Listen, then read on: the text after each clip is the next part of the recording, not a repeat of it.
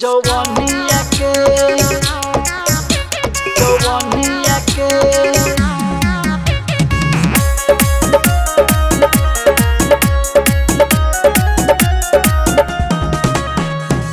मजा तू ले लो जवानिया के।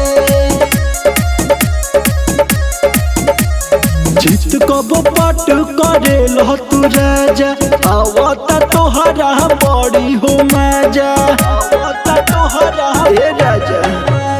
चित कबो पट करे लो तू राजा, आवता तोहरा बड़ी हो मजा। नहीं बुझेला मोर परेशानिया के, उतारी के राजा झुलनिया के मजा तू ले लो जवानिया के। उतारी के राजा झुलनिया के मजा तू ले लो जवानिया के। मजा तू ले लो जवानिया के।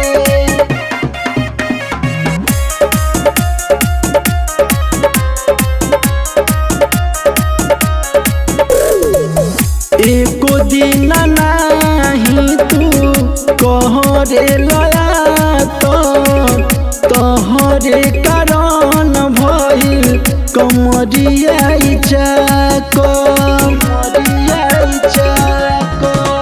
ए राजा। एको दिन नाही तू कहरे लया तो तोहरे कारण भइल कमरिया तब कोई तू देला करमिया के। उतारी के राजा झुलनिया के मजा तू ले लो जवानिया के। उतारी के राजा झुलनिया के मजा तू ले लो जवानिया के। मजा तू ले लो जवानिया के।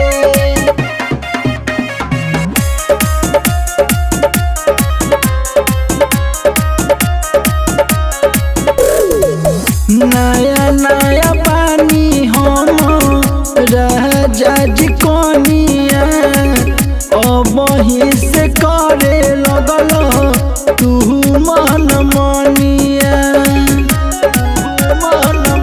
ए राजा हटी ना। नया नया पानी हम राजा जी कोनिया, अबही से करे लगल तू मन मनिया। देखो ना हमारे उमरिया के, उतारी के राजा झुलनिया के मजा तू ले लो जवानिया के। उतारी के राजा झुलनिया के मजा तू ले लो जवानिया के।